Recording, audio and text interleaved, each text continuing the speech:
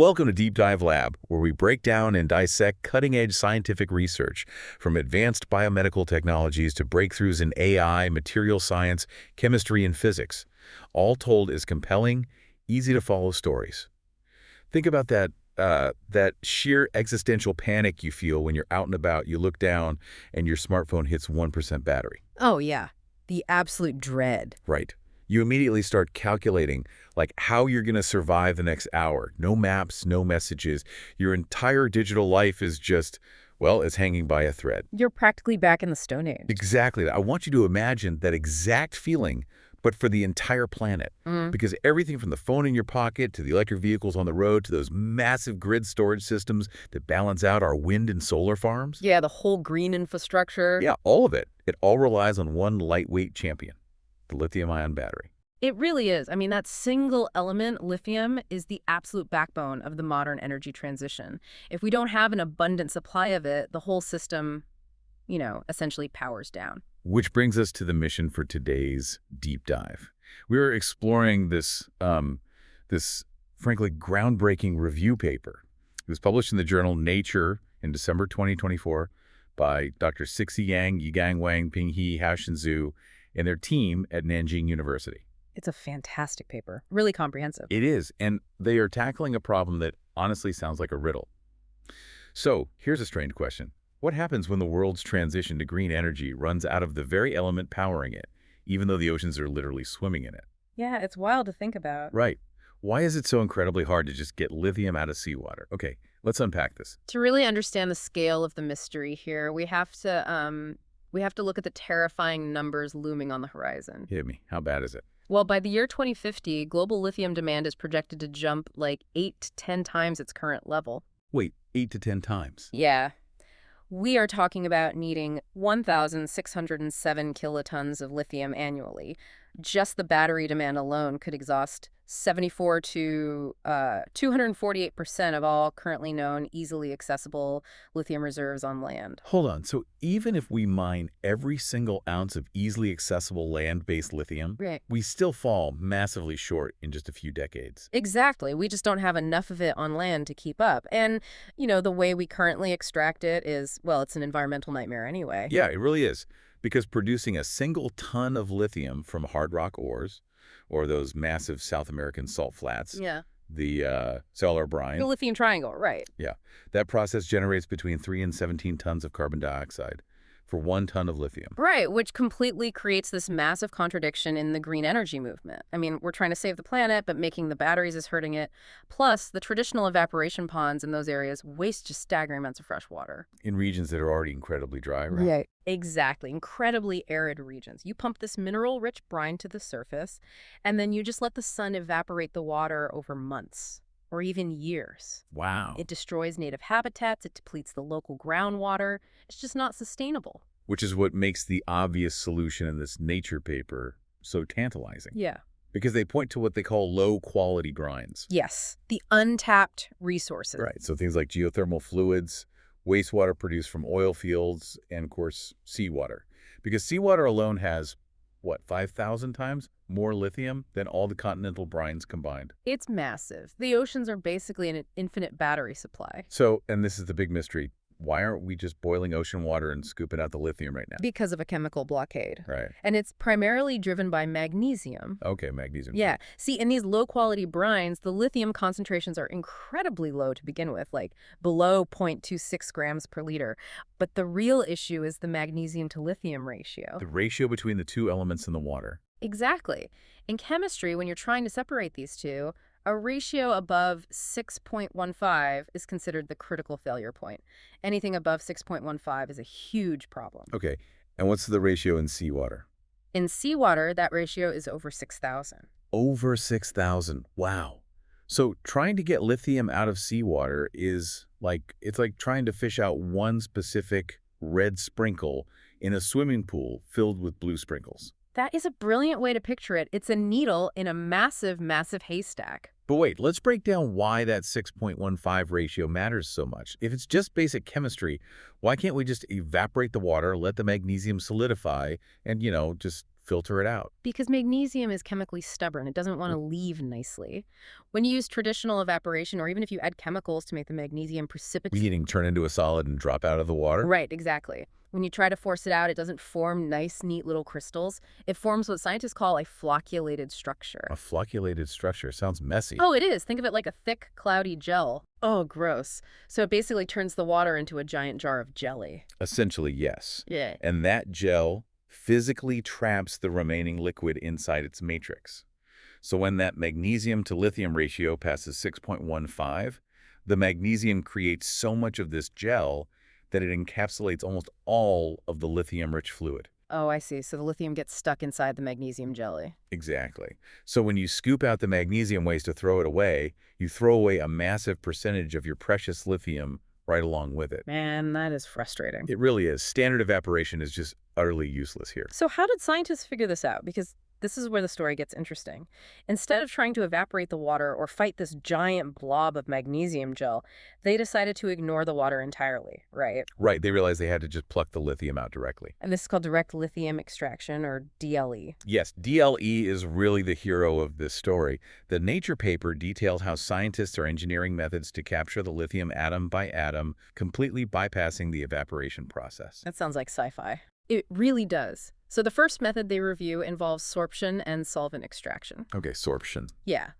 Researchers are using these highly specialized chemical sponges, specifically things like lithium manganese oxide, or LMO, and lithium titanate. Wait, let's talk about how a chemical sponge actually works. Because how does it grab a lithium atom, but somehow leave a magnesium atom behind? Yeah. Especially when there are, like we said, 6,000 times more magnesium atoms floating around. What's fascinating here is that it all comes down to exploiting tiny, invisible differences in what is called dehydration energy. Dehydration energy. Right. So in water, ions don't just float around completely naked. They attract water molecules and they form this hydration shell around themselves. It's a little bubble of water. Exactly. Now, magnesium is a fascinating ion. It has a high charge density. Because it carries a +2 charge in a relatively small atomic body, it has an incredibly strong magnetic grip on the water molecules surrounding it. Ah, I see. Yeah. So it carries way too much water luggage. So if we picture these hydration shells, like, say, winter coats, magnesium is wearing this massive, bulky winter coat that is practically superglued to its body, all because of that high charge density. That is exactly it. Meanwhile, lithium only has a +1 charge and a much lower charge density. So its winter coat of water is, like, loosely Velcroed on. Perfectly said. It sheds that hydration shell quite easily. So scientists engineer these LMO chemical sponges with microscopic pores that are exactly the size of a naked lithium ion. Oh, that's so smart. So these chemical sponges act like a strict bouncer at an exclusive club. Magnesium shows up to the door wearing its bulky, superglued winter coat, and it just physically cannot fit through the hole. Nope, gets turned away at the door. But lithium travels light, drops its loosely Velcroed water coat at the door, and just slips right into the crystal lattice of the sponge. Exactly. It's elegant, right? And once the sponge's crystal lattice is packed full of lithium, scientists just pull it out, apply a mild stripping solution to wash the pure lithium out, and then reuse the sponge. That is incredibly clever. But, reading the paper, it seems like these sponges have some serious durability issues. Like, if you keep washing them with acid, they're going to degrade. Yeah, they do. The structural integrity breaks down over time, which leads us to the second method the researchers looked at. Membrane-based separation. Yes. Instead of a chemical sponge that you drop into a vat, they engineered a physical wall. Specifically, they use electrodialysis combined with a solid electrolyte membrane. Like LOTO, right? Right, LLTO, which stands for lithium lanthanum titanate. This is a solid, non-porous crystal wall. Wait, non-porous, so there are no holes. Exactly. When I say non-porous, I mean there are absolutely no physical holes or microscopic tunnels for water to flow through. Hold on, if there are no holes, how does anything get from one side of the wall to the other? That doesn't make sense. Through an electric field and atomic vacancies, it's wild. They apply an electrical current across this solid LLTO crystal. The voltage essentially pushes the ions against the wall. Okay, push them against the solid wall. Right, but because of the unique atomic structure of the LLTO crystal, there are natural empty seats or vacancies in its atomic lattice. Ah, so it's not a tunnel. It's more like a stepping stone path. Yes. The lithium atom hops from one empty seat in the crystal structure to the next, pushed along by the electric field, until it just pops out the other side. That is exactly how it works. And the spacing of those empty seats is so insanely precise that only lithium can make the hop. Magnesium's atomic structure and its dehydration energy completely prevent it from entering the lattice. Wow. And the results from this specific method are just staggering, because the Nature paper highlights that when they applied this solid electrolyte method to actual seawater battling, that brutal 6,000 to 1 ratio, they achieved a 43,000-fold increase in lithium concentration. It is a monumental engineering triumph. I mean, they pulled a ghost out of the ocean. 43,000 times more concentrated. That's unbelievable. It is. The electric field gives the lithium the directional push, and the crystal lattice ensures absolutely nothing else makes the journey. Which perfectly sets up the third extraction technique discussed in the review: electrochemical separation. Yes. Or, as I like to call it, the battery trick. Yeah. Because here's where it gets really interesting. Scientists are using actual electric vehicle battery materials to extract lithium directly out of the seawater. Yeah, they are literally turning the extraction process into a giant open-air battery. That's so cool. It is. They use materials like lithium iron phosphate LiFePO4, which is the exact same compound you find in the cathode of millions of EVs driving around right now. Okay. They build a stripped-down battery setup, but instead of typical manufactured battery fluid, they use the raw, low-quality brine as the electrolyte. Wait, so they put a battery terminal into the seawater and literally just charge the lithium out of the ocean? That is the underlying mechanism. When an electrical current is applied, the lithium ions in the water are driven by the voltage to insert themselves into the empty spaces of the lithium iron phosphate electrode. But won't the magnesium just get sucked in too? Well, that's the genius of it. It's all about the surgical precision of the voltage tuning. Ah, because different elements require different amounts of electrical potential to be forced into an electrode. Exactly. The voltage required to pull sodium or magnesium into the LiFePO4 structure is fundamentally different from the voltage required for lithium. Oh, I see. So by holding the electrical current at the exact sweet spot, the reaction only occurs for the lithium. The magnesium simply ignores the electrode and floats on by while the lithium is aggressively absorbed. That's brilliant. And then, once the electrode is full, they move it to a clean water solution, reverse the current, and discharge the pure lithium directly into the fresh water. Unbelievable. So what does this all mean for the everyday person listening to this right now? I mean, we've talked about atomic winter coats, solid crystal walls, reverse batteries. A lot of science. Yeah, a lot of lab science.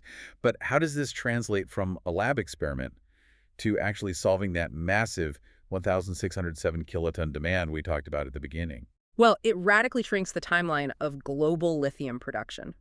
This isn't just theory. The paper highlights real-world industrial applications that are already operational. Really? Like where? Well, for example, Minimetals Corporation in China deployed a coupled absorption dialysis technique. Okay, so that combines the sponge method with the membrane method we just talked about. Exactly. And by doing this, they shrank the extraction process from an 18 to 24-month waiting game in an evaporation pond down to just 20 days. 20 days.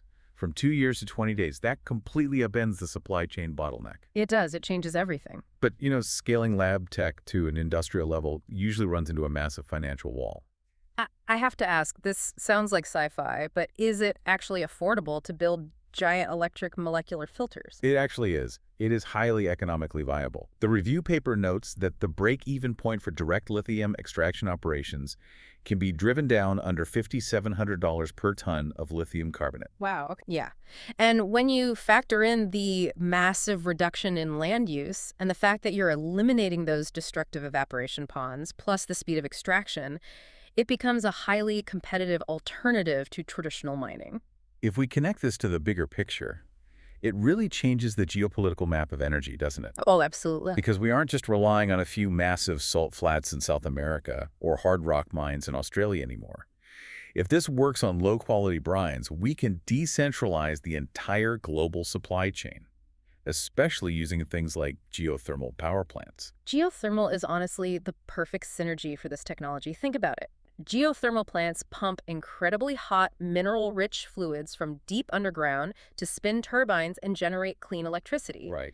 Well, those underground fluids happen to be packed with Oh, lithium. that's convenient. Extremely. Yeah. With DLE membranes, a geothermal plant can use a tiny fraction of the clean energy it just generated to power the electrodialysis process, extract the lithium from its own wastewater, and then pump the clean water right back underground. It's a closed-loop system. We Exactly. remove our reliance on isolated, environmentally damaging mines. And suddenly, clean lithium production can happen anywhere there's a deep geothermal well. It's a complete game changer. But hold on, I do have to push back a little, Yeah. because I have to ask about one of the other low-quality brines mentioned in the paper. Oil field-produced waters. Ah, yes. The dirty water. Right. Millions of gallons of water come up when we drill for oil. And yes, you said it has lithium, but that water is notoriously filthy. It's essentially toxic sludge. It is. It's full of heavy, crude organic compounds, sulfur.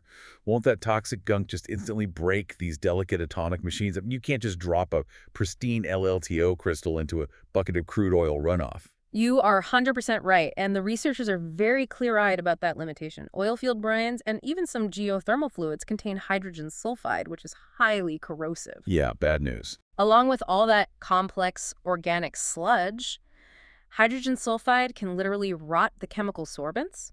It actually causes the manganese in those LMO sponges to dissolve. It essentially poisons the whole mechanism. So the real-world mud just breaks the lab-perfect machine. It complicates it, for sure. It forces the system to adapt. So the paper outlines the absolute necessity of advanced pretreatment protocols. Okay, so filtering it before you filter it. Right. Before the dirty brine ever touches the lithium extraction machinery, it has to go through gas stripping to remove the hydrogen sulfide and then pass through activated carbon filters to catch all that organic sludge. I see. So yes, it adds a step and it adds cost, but it is a solvable engineering hurdle. And honestly, compared to the catastrophic environmental toll of traditional lithium mining, building pretreatment filters is a vastly superior path forward. Yeah, that makes sense. It really is a complete paradigm shift.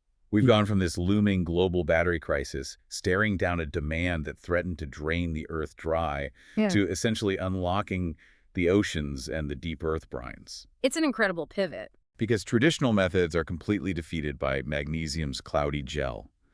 But by using these localized electric fields and tuned voltages and molecular bouncers and atomic stepping stones, scientists have cracked the code. They have. And, there is a profound takeaway here about the nature of human understanding and scientific progress. How so? Well, for centuries, our approach to extracting resources was entirely based on brute force. Right. Digging and burning. Exactly. We dug massive holes, we boiled millions of gallons of water, we used harsh, blunt chemicals. But the fundamental principle of separation highlighted in this paper isn't brute force at all. It's about precision. Precision on an atomic level. Right. It's about understanding the invisible atomic traits of nature, like lattice vacancies and dehydration energy. It's about applying just the right localized energy to tease nearly identical elements apart without disturbing the whole system. That is beautifully put. This raises an important question. Yeah, if this discovery is just the beginning, if we can now engineer solid membranes that perfectly filter individual atoms out of the chaotic ocean, what other critical, impossible-to-reach resources are just floating all around us, waiting for the right molecular sieve to be invented? It's an exciting time for science. It really is. Wow. I didn't know science could be this interesting. Thank you for joining us in the Deep Dive Lab. Be sure to follow and subscribe for more incredible science stories.